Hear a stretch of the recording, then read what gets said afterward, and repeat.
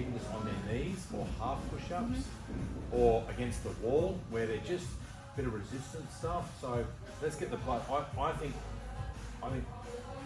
you know more than me, but I think tears happen because the muscles aren't warmed up properly, they're not stretched properly, right? So calf raises, what's the most common the most common tear for men over 40 is calf tears. Calf tears, yeah.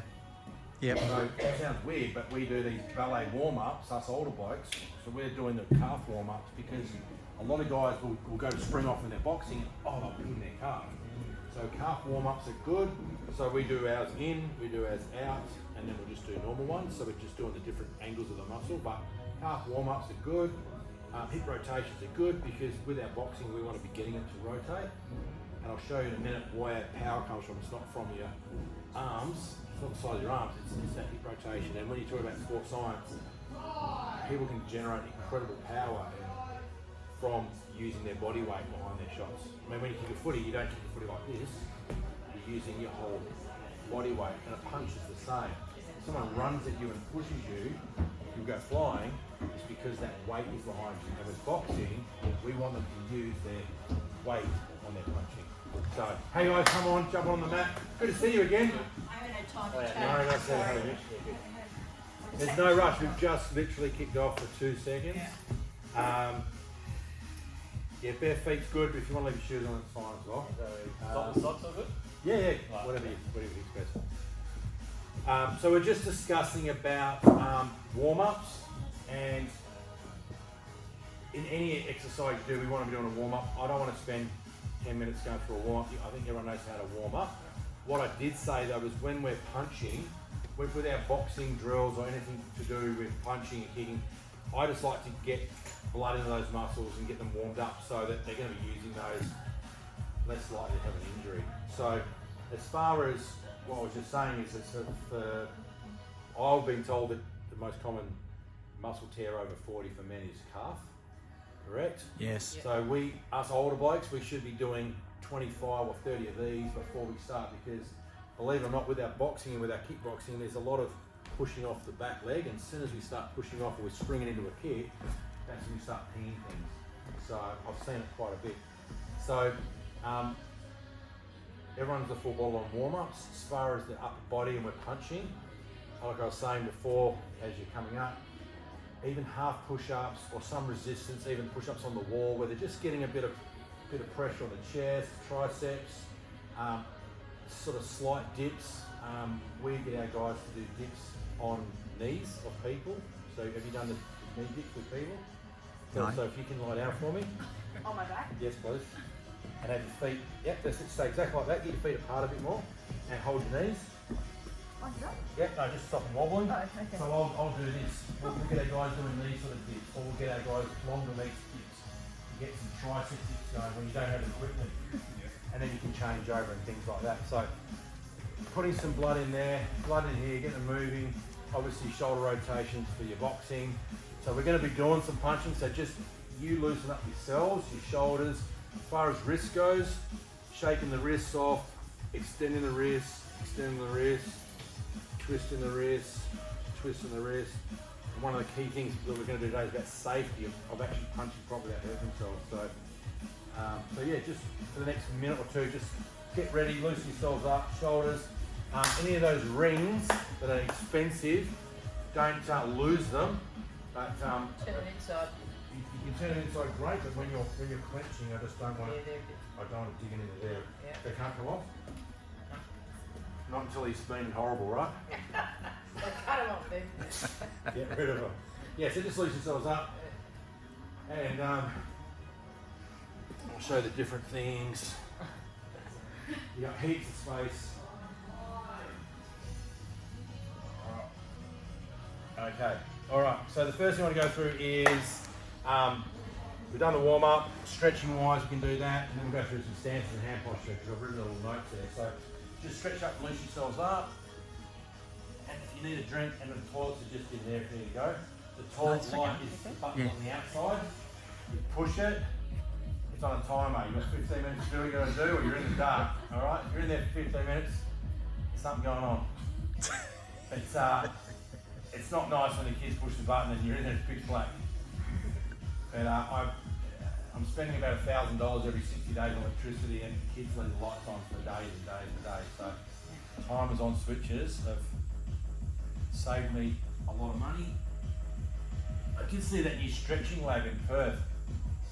It's a stretch lab, and they teach you to stretch, help you to stretch. I'm the laziest guy when it comes to stretching. Maybe we start a stretch lab. I think that's what we'll do. Alright, excellent. So just come forward a bit. Okay, if you've done something before, I'm not telling you what to do, but we're just going to go through so that everyone's aware of it. What do we drop? No, it's alright, it's a button. No, don't worry about it. We'll find in a sec. Yeah. Alright, really simple. Whenever you punch, we roll our fingers up and we tuck our thumbs under. So never put your thumbs in, never put your thumbs out like that. We roll our fingers up into a tight ball and we tuck our thumbs under. We want to punch with our top two knuckles. Okay? So when we talk about safety, okay, if you're punching like this, you're going to get wrist damage. As soon as that hits, it's going to hurt and damage the wrist. So we want to get that alignment straight down the arm and from the shoulder. We're not punching with this part of our knuckle, we're punching with these two knuckles. Okay? So basically when you throw a punch, you want to see it turn over. We don't punch this way. I know Kung Fu guys do this sort of stuff. My reason behind that is if you grab your muscle here when it's this way and then you twist that, you've got the bones that are actually twisting in on the muscle, so it actually forms I reckon your forearm is tighter when you're punching this way. I'm not saying that's a bad way, it's just take a lot of speed, that sort of stuff. So with that punching, fingers up, thumbs in, and we turn our thumbs over. If you hit it like this, you're going to start getting damage when you hit pads or hit something. Alright? So pretty simple. As far as stances go, so if you can just find a spot, find a dot, just somewhere in the middle here. As far as stances go, and remember the reason why we want to stand properly, just come right in the middle and face the mirror so I can see me in the mirror. So come forward a bit more. Let's just get in the first couple. Excellent. So as far as stances go, martial arts has lots of different stances, but one of the main things for us is stability, right? We want to make sure that people are stable and not going to fall over. So turn off this for a second. So as far as stances go, boxing and kickboxing is slightly different, but what I talk about is train tracks. So imagine you're standing, like even if you stand on a line, it doesn't matter, and I'm shoulder width, and when I stand, if you are predominantly right-handed, that will go to the back. If you're a left-hander, you're predominantly left at the back. You want your best or your most power at the back, not at the front. Sounds weird, but I can explain that. So I'm on train tracks, and I step straight back on my train track. So I'm actually parallel. I'm not stepping behind myself. Easy? So I just say, stand straight and step straight back with your heel up. Pretty easy? You know, other switch to the other side. But you see my hips and my chest are forward. Okay? From there, so left leg forward, right back. You want lefty? No? Thank goodness. Okay, and with my hands, I want your hands to be under your eyebrows. A lot of people cover their face, but you think about horses and blinkers, the reason they have those is they don't get distracted and they can't see what's happening next to them. Okay? But if you're, and I don't want to overcoach this because we're just doing this for safety, right? I really struggle to teach stuff that's not correct. If you put your hands like this or your hands are here, you can't see what's going on here. So safety wise, in case you're out and about and someone's doing something, you're not going to see something coming. And situational awareness is everything. 95% of the time you can talk your way out of situations, and these one-punch death things is because people don't even see people coming. So you want to be aware of the situation. So some of the drills we do is more about situational awareness anyway. So left leg forward, right leg back, and my hands are up, but I want my hands in line with my cheekbones. So I'm kind of like looking over my cheekbones. Yeah. Now the combination I'm going to do is number one is a left jab or left hand, and two is the left and the right. Now I see I'm going straight out. A lot of people, they drop their hands or they throw a punch and it drops. Let's just go straight out and straight back. So one, and then two, one, two. Two shots, doesn't matter. One, two. Now, the reason why we're talking about rotation is if I, sorry, your name again was? Andy. Andy, don't move. All right, I'm not gonna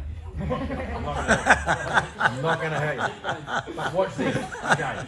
So if I hold my jab out and I haven't rotated, that's the length of my arm. Now when I rotate, you see now I've got an extra reach. But watch what my shoulder does when I throw that jab out. See, it's protecting my jaw. So as far as correct technique goes, when you throw a jab, your jaw is protected by your shoulder. When you throw a punch, your jaw is protected by your shoulder. When you throw a hook, your jaw is protected by your shoulder. So your whole head's not open, and that's when you see people getting hit. I'm giving you the info, and you can fine tune it. I don't want to overcoach it again. What I'm saying is, but I'm just showing you the correct way. So when we rotate, and this is more for the girls later on, I'm going to show a cool drill. I'm going to twist my hips. So when I do my left hand, I face the wall. Good. And then I twist back to the front. Twist to the left, over to the right, twist to the front. Cool. Now, that motion is exactly the same whether it's an uppercut or a hook. So just watch me for a sec. So I go left hand, twist, right hand, twist, left hook, twist, right uppercut, twist, left uppercut, twist. So see I'm rotating all the time. Same thing with my punch. When I go to punch Andy, I've got no reach. See what I mean? So that is giving me that extra reach on my punch. But the cool thing about it is everything sets up the next thing. So because I've twisted this way, it's twisted me up. I'm wound up. Now I want to twist back this way. So you see there my rotation is giving me that power. If you think about tennis, they're really using their hips and their body weight into their tennis. They're really twisting. You know, cricket, there's a lot of rotation with it, using their hips. Football, using your hips on your stuff. Okay? So rotation is really cool. So for the ladies, good, hold that right in there. Excellent. Come out the front. Fantastic assistant. Excellent. All right, I'm going to hold that. Okay? So that's your boyfriend's face. Okay? So what we're going to do is I'm going to prove my point. So I'm going to show that rotation. Okay? But I'm not even going to move my arm. I'm going to lock my arm. See my arm's not even moving. Watch I'm using my legs and my hip. Most of the time it's this. So, if you have your left foot forward, right foot back, now you're going to twist, now you're going to rotate back. Boom, go again, twist, boom, there's your punch. Now just slap with your arm over. Harder. There you go. So teaching how to punch your boyfriend's better, okay? Okay, so rotation is important. But in saying that, to keep it really easy, we're just going to go, we don't have to over talk it, we can just sort of say twisting, twisting, twisting, twisting. That's what it goes. The most important thing is I'm using my knuckles. You don't have to hit hard. The most important thing is that if they're punching from up here, now they're hitting with the wrong part of their hand. So it's important safety wise we get them to come out straight that. Now we're hitting with those knuckles. Okay, because then we've got that line through the bones, through the arm, through the forearm, and it's in a straight line. The reason why you break these ones, which are broken, is because you hit like that. And you're hitting with that. And what's going to happen when you hit on that angle and that's the bone there? You break it easy. You break it a couple of times. They don't set properly. You see people's knuckles gone, they've still got bones still like that. So straight, and straight. You twist that way, twist that way. Pretty easy? Okay, stance-wise, and as far as movement, it's pretty simple. And the reason why I'm doing this is because if you're holding for someone, like I said to Jason before, I think it'd be really cool if everyone's doing a bit of a circuit, but every now and then they get to work with you guys. So they rotate through you and you're like, that's it, do a jab, number one, number two, and you work on your footwork, and then getting a bit of interaction and having a bit of fun with it. And I'll show you how I hold pads in a minute. I'll pick someone and you can do it with me and I'll show you how we make it fun. But as far as stability, because we're dealing with some seniors, we want to make sure that their footwork is correct so they're not going to trip over their own feet and then they fall and hurt themselves and damage themselves. So as far as footwork goes, and we're going to film all this stuff and give it to everyone as a reference anyway, whenever you're moving in martial arts or boxing generally, we don't cross our feet, okay? And we don't walk, okay? If I get pushed or hit when I'm here, what's gonna happen? You're gonna fly. So as far as movement goes, it's really simple. It's probably a lot like dancing. So if I'm gonna move forward, whatever the leg closest to the way I wanna go, that goes first. So I've got my hands up, I step and then I bring my back. But I'm in my train tracks. So I'm along the tracks. I want to go backwards, the closest foot to go backwards is the back one. So I step first and I bring my foot back. I step and I bring my foot back. I'm not going to walk like this. If I catch their feet, next thing you know, they're falling over. If your feet don't cross, you're not going to catch your feet and trip over.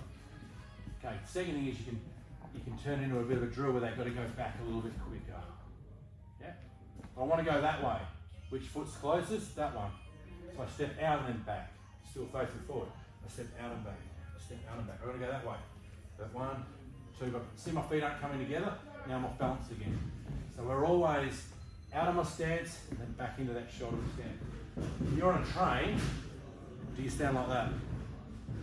You automatically, naturally will go to this sort of stance.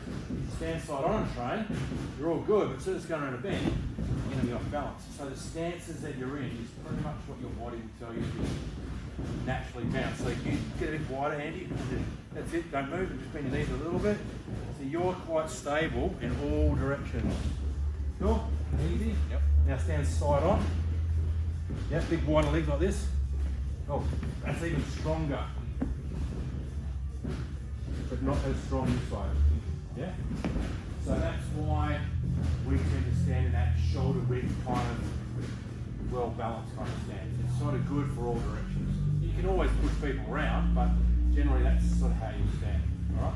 So just a little, let's just do that for like a minute where we're going to go, okay, let's go forward, forward, forward, okay, throw 1, 2, okay, step back, step back, step back, step back, 2, excellent, let's go this way, step and come back, in our train track, good, 2, 1, 2, 2, 2, let's go back this way, 1, 2, 3, 1, 2, easy. So, punching like this, the hands are under our eyebrows, covering our eyes, just from there, they go straight out and straight back. People have their hands too high, now they're hitting like this. Yeah? If they're too low, your face is open, and then the punches are coming at an angle that's going to do more shoulder. We want it to be more back muscle rather than shoulder muscle, you know what I mean? And that's when we start to hit thumbs and toes. So 1, 2, easy. Thumbs, there, punching straight out, shoulder with train tracks. I used to get black tape, F tape, and I do 2 shoulder with tracks. So I make the guys walk down the train tracks. Eventually, you just should be able to move so it's nice and relaxed. As far as changing direction, pretty simple. All I'm going to do is I'm just going to pivot on the front one. You're going that way. You're going that way. That way. You're going that way. I'm still just getting back to that stance. Because I might want to do lots of stuff in our work. There's no point going that way because we're doing simple basic stuff. So stances, hand movements, correct posture of punching, straight wrist, not bent wrist, not turned over wrist. Yep. Cool. Excellent. If you don't need a drink, let's grab a quick one. And now we're just going to go through some pad work. So if you're ready to go, one person. So what we supply our new people with, we give them a pair of inners. So they're all washed every day. They're one use. So just put them on, and then put on a pair of gloves, and just keep those, and we'll chuck them out at the end. We put them in the dirty wash bowl and wash them. So one person, everyone come grab a pair of gloves and some inners. And one person put the gloves on, and then one person put the pads on, and just put your gloves to the side. So work out who's going to go together. You guys want to go together? Yep. Do you guys want to go together? What do you want to do? Gloves? You're going to hold, or you're going to film?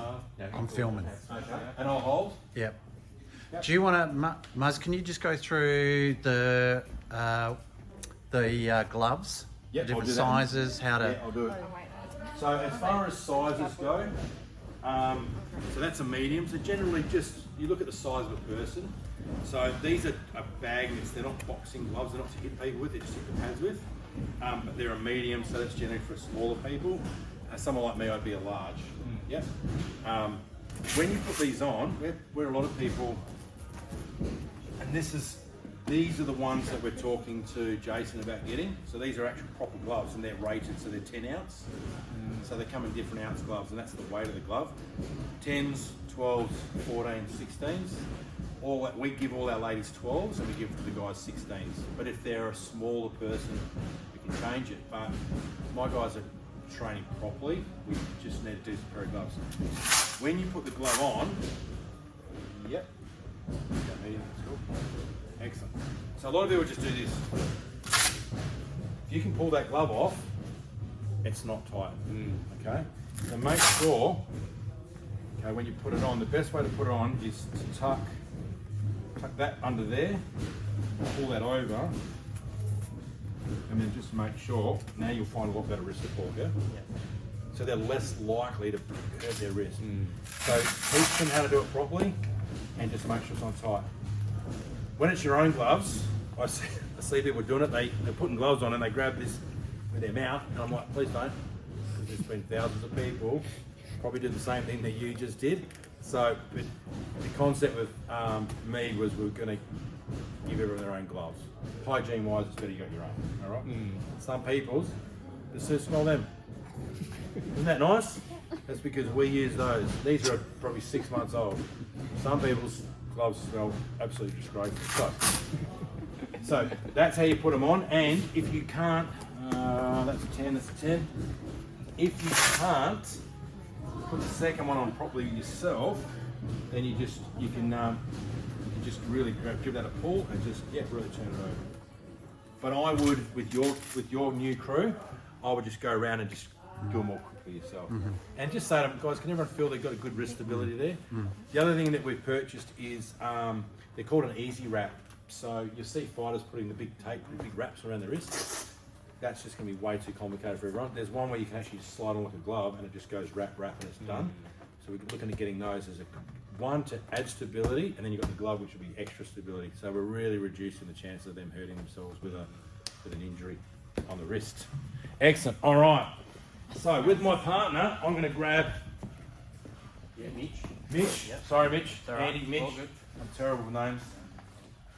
So same thing with the pads. So we're going to do a bit of pad safety. So you got it all. So one holding, one hitting. I'm going to hold for you so you can chuck the gloves on if you like. I know you've got a lot of power, so you're going to need me to hold pads. All right. When it comes to the hand pads, you don't have to have them super tight. I leave mine loose. If you can pull them off, that's okay. But generally people hit them and they go flying, so same thing, don't use your teeth. All right. Okay. The most important thing when we're holding pads is that we don't get hurt ourselves. Oh, you chuck it anyway. Excellent. So with Mitch, Mitch is in his stance. So to start off with, we're just going to go slide on so Jason can see your handsome face.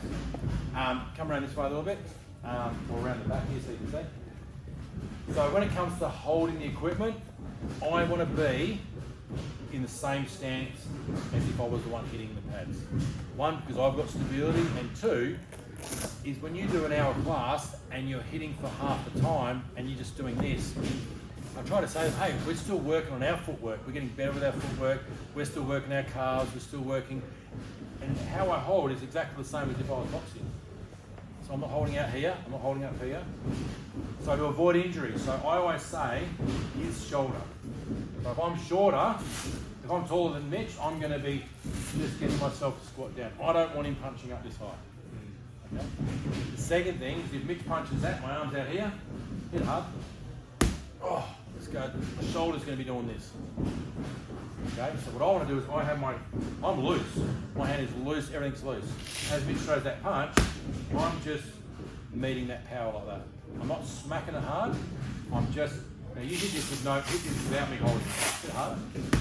Hit it hard. Now hit it hard. Feel that? I'm just giving him some resistance on the pad. I'm not smacking it too hard, I'm just meeting his power. And I know what's coming because I call 1, 2. 1, 2. Right there. Yeah, Get it. easy. So that's what I do with my partner. Then we'll start adding that footwork. So I'll go 1, 2, okay. Move back, move back, move back, move back. Footwork 2. Come and get me, come and get me. 2. Come and get me. 2. Okay, move around. That's it. Good. Hands up. Good. 2, good. 2. Alright, now cover up. Good. 2. That's it, Mitch. Come and get me. Yeah, killer. You're a killer. Excellent. 2. And a hook. So there you go. 2, 1, 2, and 3 is with the hook. So 3, 1, 1, 2, 3. Okay. So I don't want to overcomplicate combinations. 1 is 1 hit, 2 is 2 hits, 3 is 3 hits, 4 is 4 hits. 4. 1, 2, 3. Pretty easy. And we can make it fun. And it's up to you if you want to teach a cover. Rather than just, people get excited, they just smack their friend in the head. So what I just say, a cover is I'm literally, don't laugh, I'm wiping my hair. All right? I'm rubbing my hair. I'm not out here, I'm just putting my hand on my head like this. Or I'm just blocking it up. But I'm not doing it for your program. I think it's more about just reminding them to keep their hands up. So if Mitch is doing his punch, and his hands are down a bit, I'll just do this. And that just tells him to keep his hands up. Go, 2. Hands up, that's it, so keep them right up there. Eyebrows, on your cheekbones, 2. Yes, good, so now they're up, good. 2. Good, now come and get me, 2. Easy? Can we try that with each other? That's good. Easy? All right, so you guys go together. Yeah. Now, if you do this with Mitch, what do you reckon's going to happen? He's going to hit the one in the middle. All right? So the hands are out here because if Mitch misses, I'm not going to get hit in the face. If you find that people start walking in on you, all you have to do is step back and keep your hands. That's it, don't move, stay there. So 2. 2. I use my feet to step back. Or I just go 2, stop, 2, reset. If we want it out here, I don't want the hand wide on the shoulder because now I'm getting that shoulder getting hits. I want it all through my elbow and Mitch, my hand is loose. If he hits that, I'm not stiff. All right, just needing that power, and you'll do it with harder. It's a bit of a timing thing, but when you call the number, so the pad holder always calls the number, so he knows what's coming. 4, 2, 2. Let's go. Easy? Let's have some fun with that. All right, let's go, killer.